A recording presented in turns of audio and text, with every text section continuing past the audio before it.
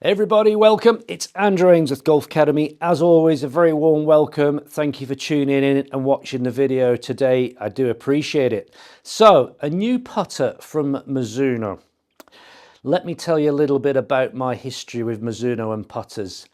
Over the years, they have made some fantastic putters, but it's probably one of the best putters that no one will ever buy. Sounds like a sweeping statement, doesn't it? But Mizuno are renowned for making fantastic quality forged irons. That's where they made their name, with blades. And they've obviously moved into cavity-backed forged clubs and cavity-backed game improvement clubs, staying with the tradition of forged bladed irons.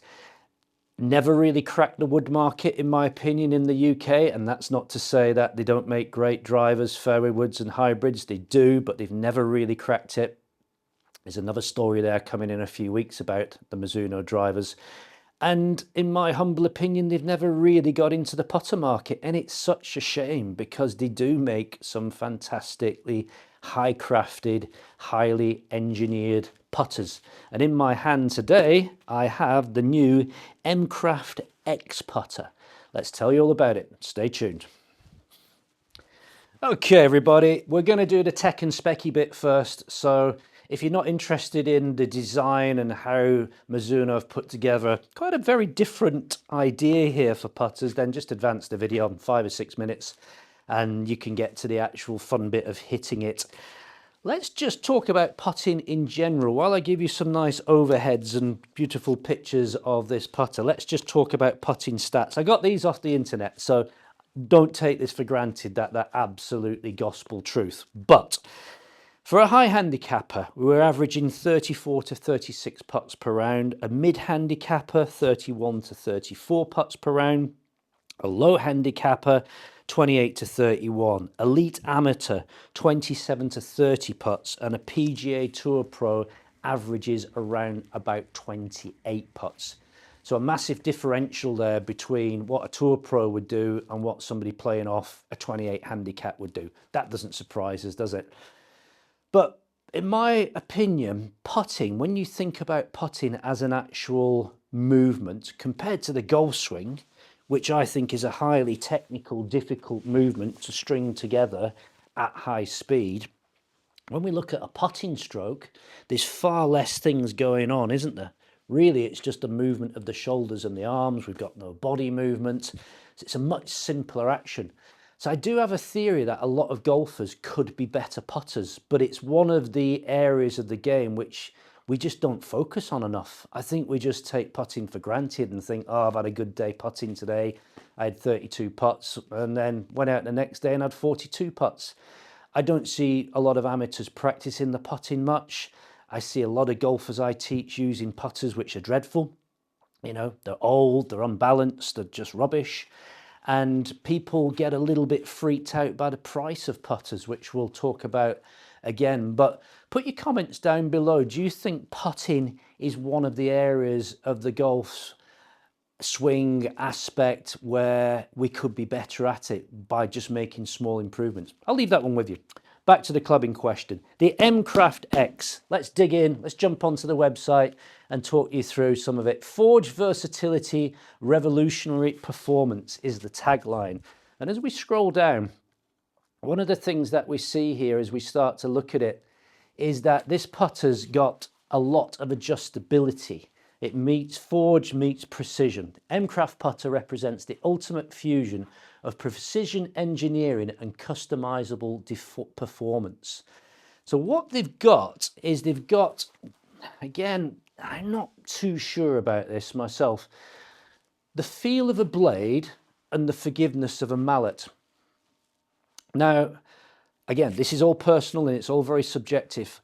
If I've got two putters, both with, let's say, a milled face, which again we'll touch on a little bit later, if I'm hitting a bladed putter or a mallet putter, I don't feel any difference in the actual feel of that putter. I might feel a bit of a difference in the weight and obviously the size of it, but I don't get this idea that, you know, there's a difference between the blade and the mallet in the terms of how it feels. So mallet-like stability, large head design combined with customizable weights ensures unmatched forgiveness and a stability for off-center hits.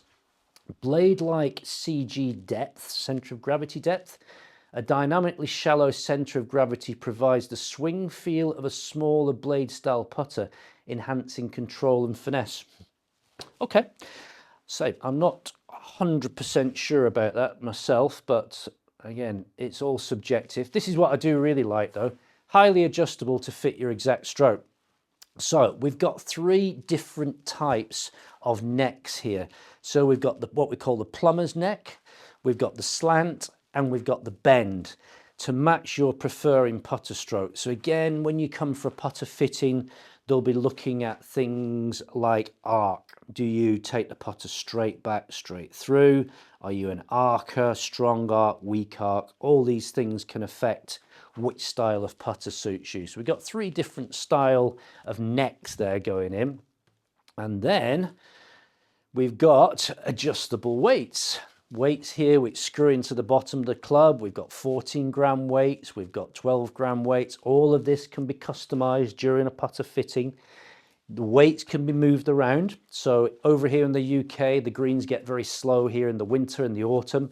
So the theory there is you have a heavier weighted putter, and then when the greens get faster in the summer, you take the heavy weights out and put some lighter weights in. We've kind of seen that before on other Mizuno putters and other putters like Scotty Cameron's and things like that. I'm not going to kind of get too deep into this, but the CNC milled face offers precise consistency across the striking face. And there's no doubt for me that a milled face does produce a really, really good roll. It stops the ball skidding, gets that ball end going over end, so the ball's not squirreling around in the first sort of 10% of it putt. And it does provide a beautiful feel. And we've got 3 different head designs. I've got the 6 today. We've also got the 5. We can scroll down and see what they look like. Here's the 5, more of a rounded head. The 6 is the bigger sort of mallet, doesn't look dissimilar to some sort of Odyssey style putters. And the 4 is a slightly smaller version. So there's something there for everybody. Just having a little look at the specs of these. They've all got 3 degrees of loft on them. This is where I'm a little bit disappointed myself. I like a 34-inch putter, and pretty much all the putters that I stock are 34 inches. For some reason, they're all coming in at 35. I'm sure there's an option to have one made at 34, but I see a lot of golfers going more for 33, 34-inch putters than 35. So I'm not quite sure what the thinking is behind that. Let's jump onto the putting area and hit some putts. Right, here comes the fun bit. Let's have a little roll with this. I've got the 6 head, which, as you can see from above, it looks very similar. I've got a Ping, what have I got here? Heplatine 3 here. And you can see this little Fang style putter. I'm just looking if I've got any others which are kind of similar to that. There's another one here, which looks like a mini version of it. So, you know, we've seen this putter style before on many other types, and I think putter companies tend to copy each other a little bit. Let's just talk head cover. I know it sounds like a picky thing, but for such an expensive putter, we'll tell you the price. It's a really cheap feeling putter cover. That's disappointing. Right, have a little look overhead of what I'm seeing here. It frames the ball really well. There's no, interestingly enough, there's no sight lines. There's no markers on the top. Some people will like that, some won't. Sometimes we have, you know, a little white alignment marks, but it's just plain on top. So there's nothing really there to line the ball up with. You obviously could use the 2 lines at the back and the general shape of it to do that. But let's have a little roll. I'm about 10 feet away here.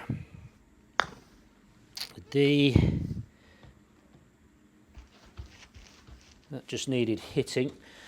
Feel off the face, as you'd expect, very soft, lovely sort of feel off it, and it does produce a super smooth end over end roll here. My ball's just squirreling around a little bit on the nap of the green here. That looked like it was going in to start with. I love the matte black finish. I think that's very, very attractive. But I'm not managing to hole much here, am I? Fourth putt and I haven't even sniffed the hole. Surely that's got a chance. There we go, got two at the same time on that one. It's a lovely feeling putter. I love the weight of it. I do personally love a heavy mallet. I'm not keen on the length of it, as I said next door. I'd prefer this if it was 34 inches. I can get down the grip a little bit on it, but I prefer that to be an inch shorter for me. The grip on here is lovely. It's sort of super stroke stylish. It's very impressive putter. Here's the thing, let's talk price. Now, putters have got expensive. We are £379 retail price over here in the UK. Now that takes us right up into the Scotty Cameron range. Scotty Cameron putters are the #1 selling putters over here in the UK, and I'm sure they probably are in places like the US and Australia and Canada and across the world. So they're in a very, very tough market here, going up against things like Scotty Camerons. People are going to choose a Scotty over this probably 9 times out of 10. Unfortunately, it's a putter, I think, which is very highly engineered. I think it putts beautifully. I just don't think, I mean, I've got 3 here and we're now in February, and I wouldn't be surprised if those 3 putters are still sat on my shelf come September. I really do. And that sounds a very negative thing to say. I hope they're not, because I think they deserve a little bit of attention. But for me, nobody's banging on the door saying, I want to buy a Mizuno putter. So there we go. That's my honest opinion of the Mizuno M-Craft X Putter. I think it's highly customizable. I think it's got some very innovative ideas. I like the putter. I like the feel. I just think it's in a very, very tough space to actually sell any of these putters in volume. Any of you got Mizuno putters? Any of you tried this M-Craft X Putter? Please post comments down below. My name's Andrew Ainsworth. Many thanks for watching the video today. I'll be back soon. All the best. Bye for now.